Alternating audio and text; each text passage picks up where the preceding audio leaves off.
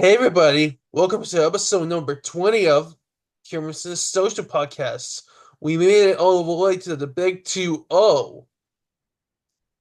And joining me for my show is Brian David Cange. How are you?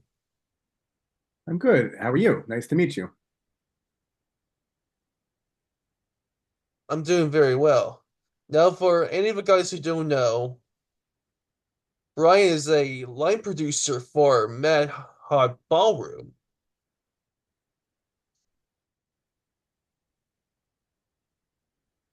And some of the credits may know about that.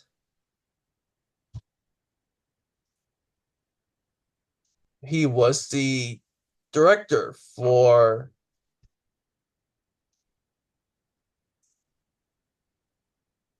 A Counter's Fancy, Smash the Kitty, An American Wedding, and Flightman.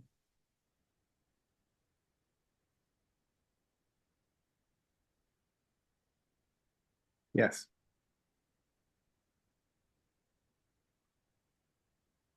And okay, so let's begin our first question. How did you get interested in filmmaking? I wanted to be more engaged in storytelling.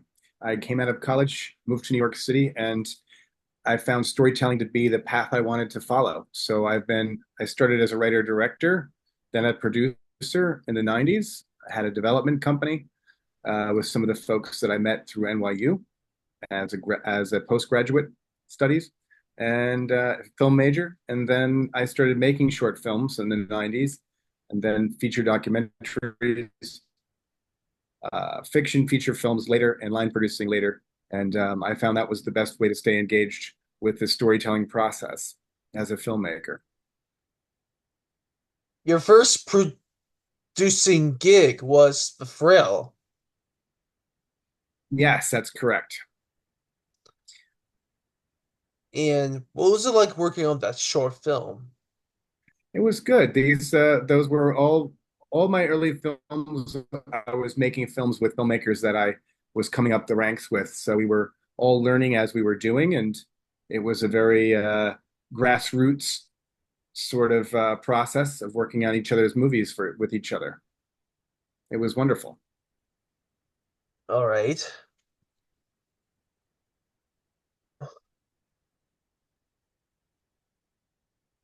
What about In Autumn Wind?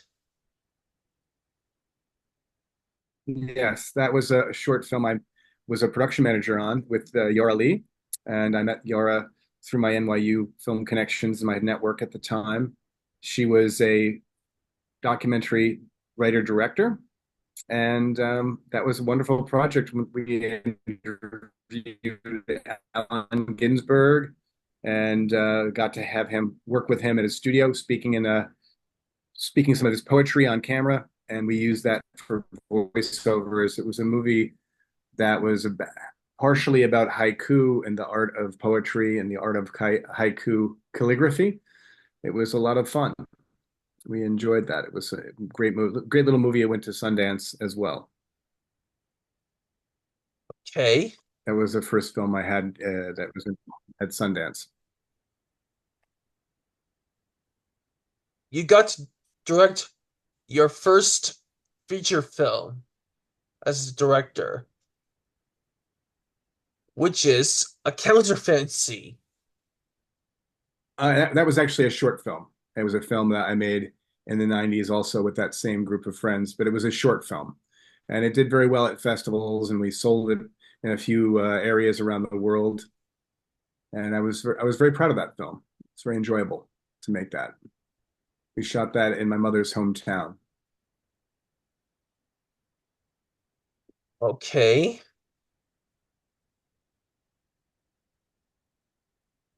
You're the production manager in Synthetic Pleasures. Yes, And yes, that was Synthetic Pleasures was the first feature documentary I worked on as a producer, a production manager. and we traveled to many different areas of the world to document the phenomena of how we as humans like to recreate our environments, whether it be biosphere or indoor ski resorts, indoor wave pools that were in Asia and Japan at the time. Las Vegas as an artificial environment that was formerly a desert that's now, a landscape of casinos and the Hoover Dam, et cetera. So that was a very enjoyable project, and we traveled around the world to film. And that also was a Sundance film as well.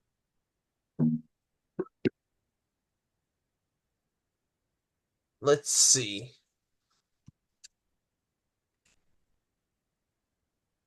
You got to work on Burning Bridges as a writer.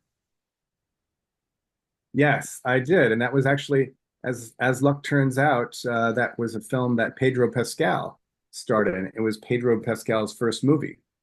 I'm actually in the process of getting that film transferred from 16 millimeter print to a digital format, so more people can enjoy that now, and perhaps screen it and download it and so forth and rent it. So that's a project I have for this fall. It was basically archiving that film because it was quite successful. But I think a lot of people are more curious about it now, now that Pedro Pascal has become such a big actor and such a famous name around. People have really enjoyed. They want to see the film. They would enjoy seeing that. So that's exciting to resurrect that film. Nice. So you have Yeah. worked on the 28th instance of June 1914, 10:50 a.m. Yes. That was an interesting movie. Um, it was a feature that was a half narrative, half documentary, or mockumentary, I guess you'd say, about the lives of two artists that were a couple in the 90s, McDermott and McGough. And they lived in their minds and their lifestyles and in their art, they reflected lifestyles of living at the turn of the century, last turn of the century. So that's why the title was that. They dressed and they lived their lives as if they were living the lives of people 100 years ago, or now about, 130 years ago. It was very cool project. I guess you'd call them antiquarians.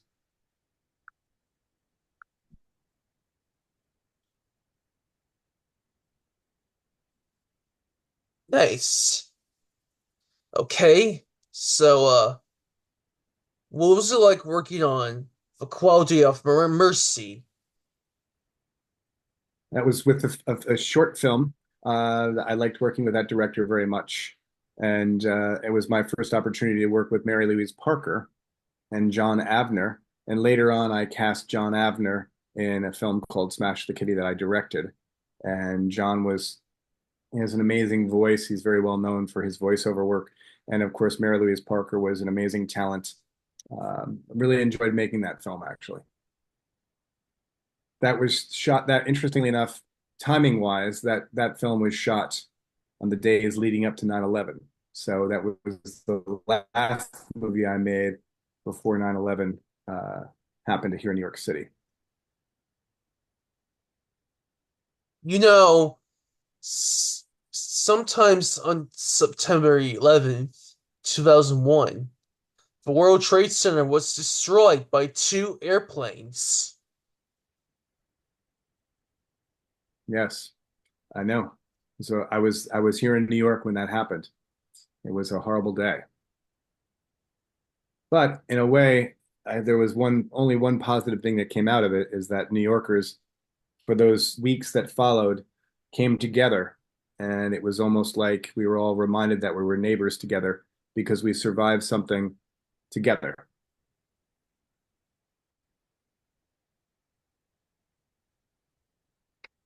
And you got to work on Smash the Kitty. What was it like working on that film? That was fun. I worked with a writer, collaborator, writer, actress, producer. Her name was Shira Zimbek, and that film was a lot of fun to make. We worked together very well, and we also cast John Ritter's son, excuse me, Jason Ritter, as the one of the lead roles. And that was a lot of fun. It was about a journalist who will stop at nothing to get her story. It was a dark comedy.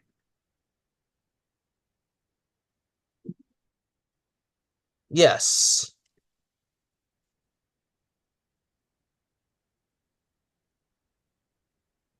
So,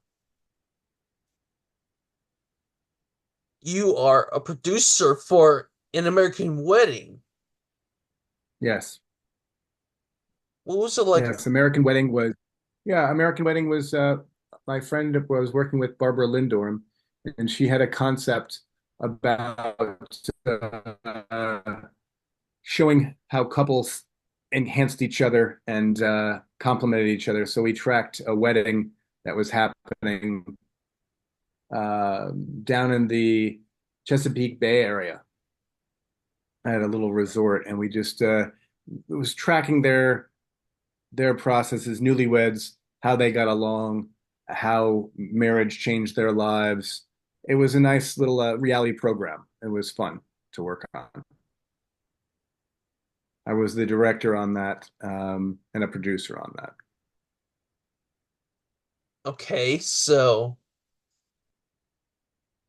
what was it like working on that short film that night? That was a lot of fun.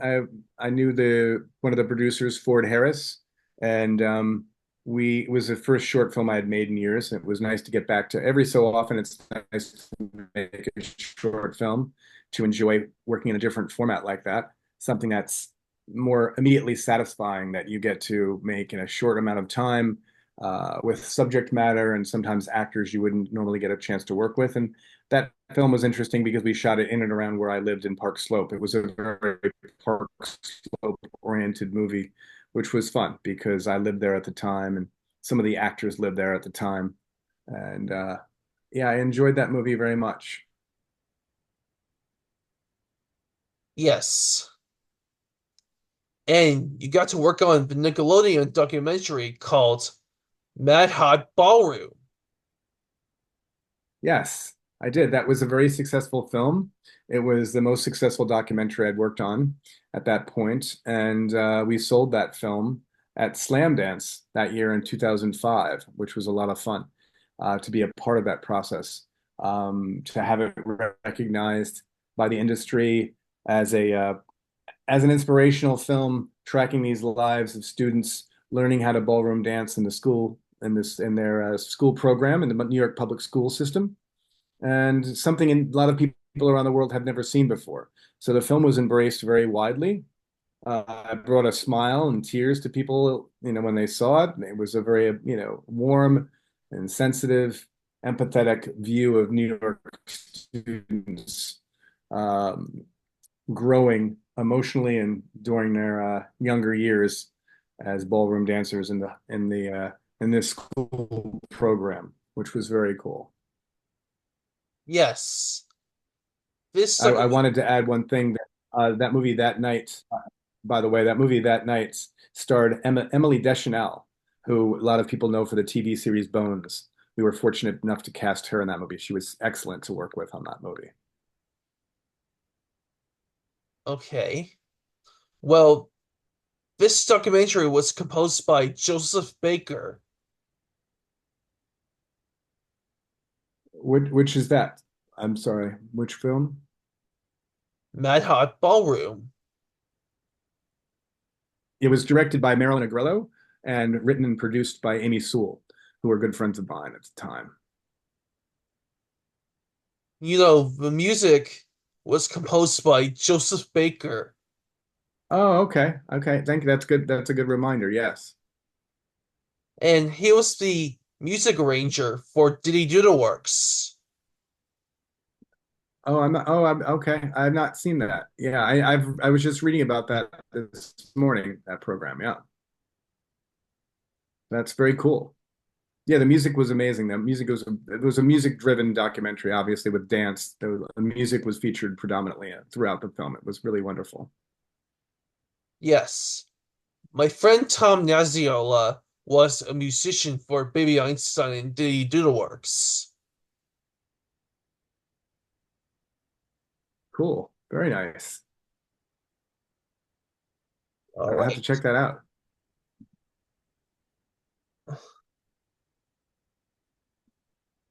You're the production manager for David and Layla.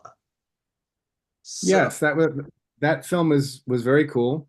We had a David Moscow we worked with on that film as the lead actor, Dave, who played David. It was about a Persian woman and a Jewish American man falling in love. So it touched on some of the subjects of Jewish and Muslim relationships, which was very topical and still very topical in this world with different people with different religions and diverse backgrounds falling in love.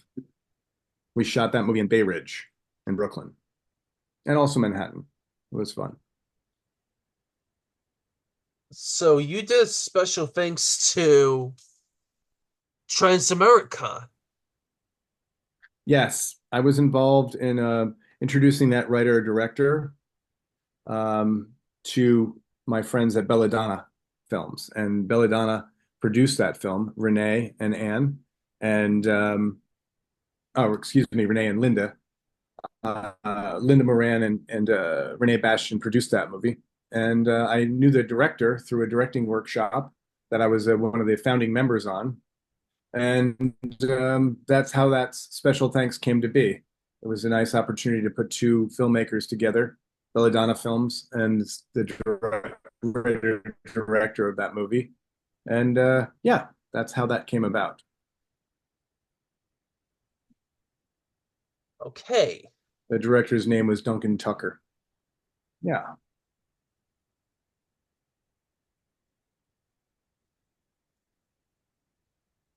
So you're the production manager for short film The Lovers. Yes, it was more people I knew from my directing workshop that I worked with on that movie. That was a short film also, yes.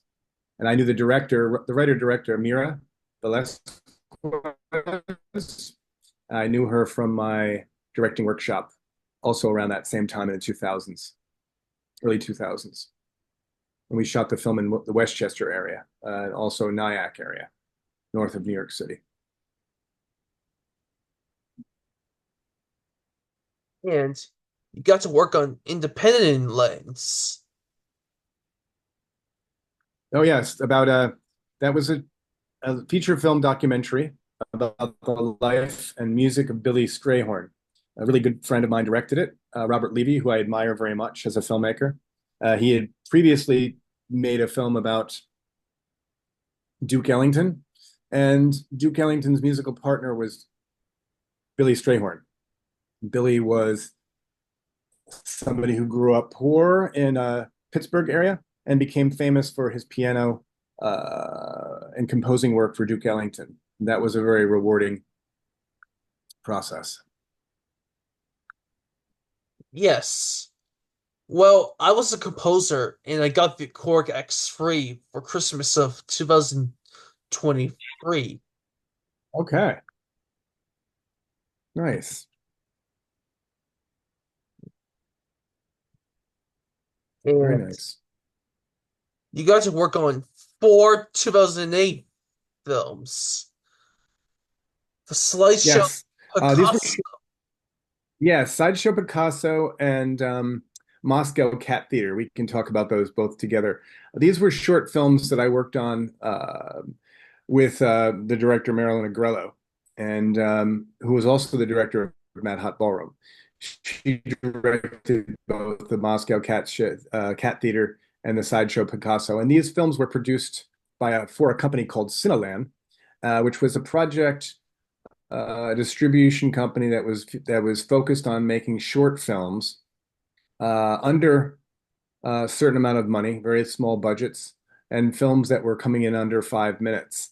And Sideshow Picasso was the first we did together. That was about the life of Marie Roberts, and she was a painter who did all of the not all, but she was a her background was she was a carny background at Coney Island amusement park. So what she did for a living was that was the subject of the documentary, which was doing all the murals and painting for like the freak show and these kinds of side shows that they have out at Coney Island. So she was an artist painter. We interviewed her at Coney Island. We interviewed people who knew her from Coney Island. We interviewed her at her studio in Brooklyn, and she was a fascinating woman. I really enjoyed making that film. It was we shot a lot on the boardwalk in Coney Island, which was fun. And then the Moscow Cat Theater, we also did for Morgan Spurlock's company. He was involved with producing it. Cineland was also the distributor of that one. And it was about the Moscow Cat Theater, which is a troupe of Moscow um, from Moscow. They with domesticated cats, not lions and tigers and leopards, but domestic cats like house pet cats who are trained to do all these kinds of tricks and amusements and so forth. And that was a lot of fun. So we made that film together also, Marilyn and I. We filmed here in New York at a they were the Moscow Cat Theater was traveling to Tribeca at the time. So we filmed there at that hall. All right. You are a line producer for The Drum Beats Twice. hmm Yes, that was a film I did in the summertime that the year prior. So that we I produced that in 2004, but it was not released until 2008. We shot that in New Jersey, and I was friends with the actress Amy Redford, who starred in that movie, and that was a lot of fun. We worked on that in the summertime in New Jersey. It was very nice. Nice. And you are a co-producer for The Understudy. Yes. I worked on that movie also with Amy Redford starring in it, and it was the writer director producer couple. The three they held the three positions, Hannah Davis and David Connolly, and that was a comedy drama with like a little bit of a murder mystery aspect to it, about an understudy who gets her opportunity to star in a play when the lead actress is no longer available to do that position. So it was a comedy of manners and errors and so forth. It was quite fun. And you got to work on Skeptic as a co-producer. Yes. Yeah, one of my favorite movies. Written, directed, and produced by Tennyson Bardwell, and it was the second movie I worked with my producing friends Amy Schoaf and Eisen Robbins, and that was really fun. And we worked on that in the of fall winter of 2005. It was released by IFC, and it was a horror thriller starring Tim Daly and Zoe Saldana and Tom Arnold about a lawyer that Tim Daly portrays, who has suppressed a lot of his memories of abuse that happened in a house. You think the film is involving a haunted house, but in reality, it's actually a his suppressed memories of that inside of that house that he's of abuse that he's experiencing. So it's like a horror film, but more of emotional internalization. His horror memories of this house and this these abuse that happened in that house. I'm very proud of that movie as well. It was actually the last movie that was I produced that was shot on film, not digital. Nice. You're the writer and director of Flightman. Yes. Yes, Flightman, we shot in Japan.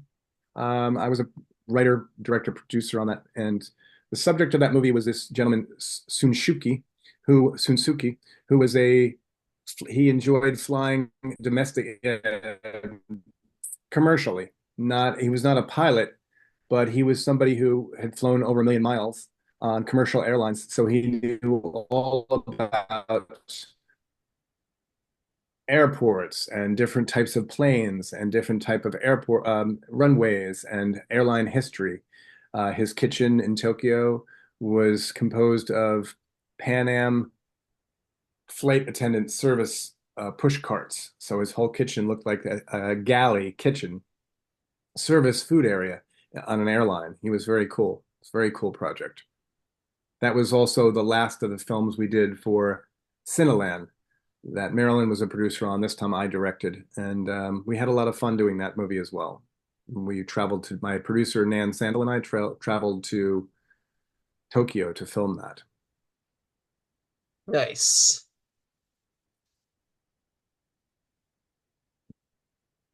Moving on,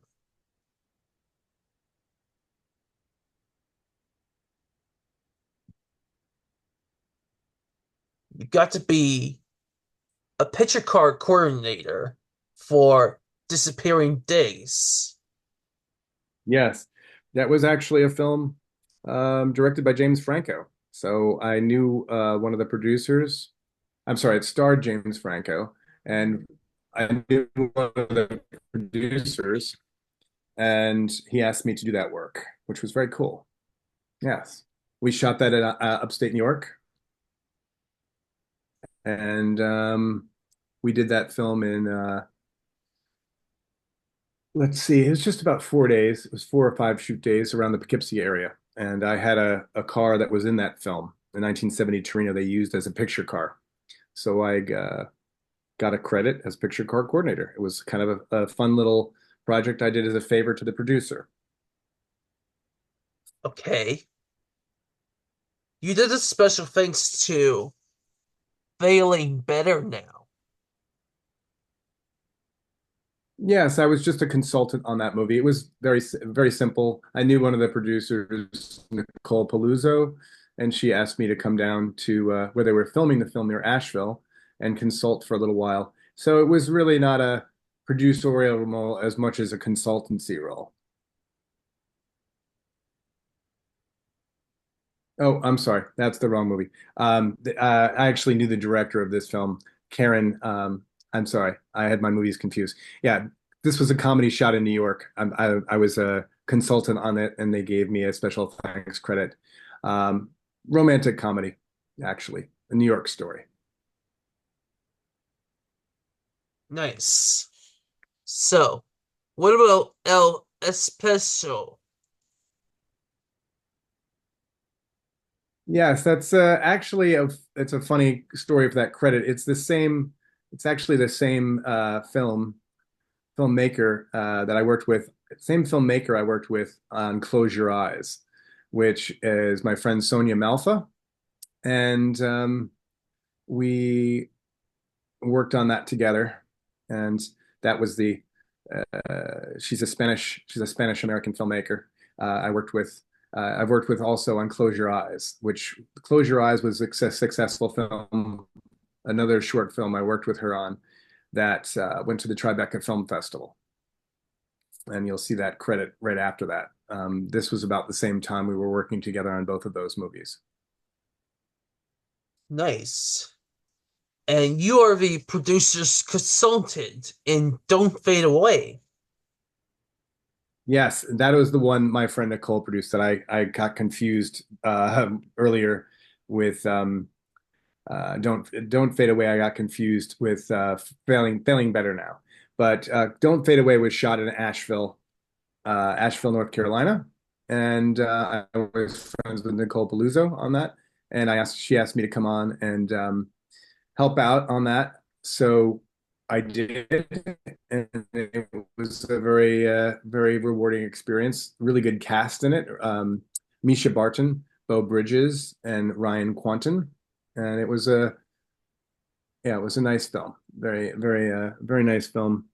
And North Carolina, shooting in Asheville was really beautiful. It's a beautiful area. Nice. I'm also friends with the casting director, Adrian Stern, on that. And so I knew this film through Adrian and also through Nicole. And you got to work on the 2012 film Backwards. Yes, it was my first of three movies with Sarah Megan Thomas, who I love working with. I've made three movies with her. Um, Backwards, Equity, and A Call to Spy. She's a writer, actress, producer on all three movies. And this film featured Sarah as a rower, a college teacher of college students rowing, and as a coach. But she's also somebody who competed herself, and she had Olympic dreams. That character. So it was very much a water movie we shot in primarily in Philadelphia area. And you got to work on that TV show called Team Toon. Yes. Meg Donnelly was the star of that. And it was about kids in high school, young kids in high school, and they had fantasy worlds where half of their lives were animation and half their lives were they were like superheroes in animation, but they also were human children having day-to-day experiences. And we shot that in Long Island. That was a lot of fun. That was a really fun show for Cartoon Network. All right. You got to work on Alien Dawn as a line producer. Yes, it was the same time, some of the same producers, different director. Um, but it was with the Animation Collective and the Crook Brothers, and though that was the same team of producers and executive producers that made Team Toon. And this was something for Nickelodeon, older kids show for Nick Jr. We shot, and that series had alien conspiracies and an alien component with animation with older kids starring in that. Okay. You got to work on Particle Fever. Yes, that was about the Large Hadron Collider. I don't know if you follow the at the time it was called the Big Bang Machine, and there was a collective of physicists and scientists and theorists working all together in conjunction in the Geneva area, a place called CERN, which was a big campus where this experiment happened underground, where they were colliding atoms to discover the Big Bang. And that was a very cool film. All right. Really enjoyed. Worked on that for a few. We worked on that for a few years together with the director Mark Levinson and David Kaplan, who was one of the producers and also starring in the film as one of the scientists, physicists. All right. You are a producer of Close Your Eyes. Yes, that was the other short film I made with Sonia Malfa. Sonia was the director. I knew at that time we worked on it was Close Your Eyes was at Tribeca Film Festival, and I also helped market that film with her. And we had a great time making that movie. It was we shot it in Harlem, in New York, and she's a photographer, but she's blind, so she's doing all of her photography was instinctual. And you got to produce 3 episodes in the Wars. Yes, that was a three-part series about the period of time in history where the World Wars one ended, and you had the soldiers who became later leaders, generals, dictators in World War II. So that featured uh, Tojo from Japan, Hitler from Germany. It was a docu reenactment series for the History Channel. It was very interesting project. Would you mind if we stopped right now? I actually have to go back to work. Could we do the rest of this another time after that series? Would you mind? Okay. We can do like a part two another time, maybe tomorrow morning. I have to go back to work now. All right. Well, thank you so much, Brian. Yes, thank you. We we can pick it up tomorrow, Cameron. We can do more if you want to try this again later in the morning tomorrow. I'm available after 11, okay? Yes, is there anything else you'd like to say? I just encourage people. I always like to encourage young filmmakers and young. Also, this applies to young writers and animators to always explore different possibilities. If you have a target or a dream project, I would say also get out there and work on other people's projects so you can learn by others. Filmmaking, animation, storytelling with visual medium, television is a collaborative process. So I always recommend work on many different projects as much as you can, do different things, and learn from other people. And don't be afraid to take on things that you've never done before. That's my advice. And also, that's just my message in general. It's how I live my life. Nice. Well, we made it all the way to 20 episodes. Very good. Thank you. Give me a call tomorrow, Cameron, okay? We'll talk again. Yes, stay tuned. There'll be more guests coming up. Until next time, peace.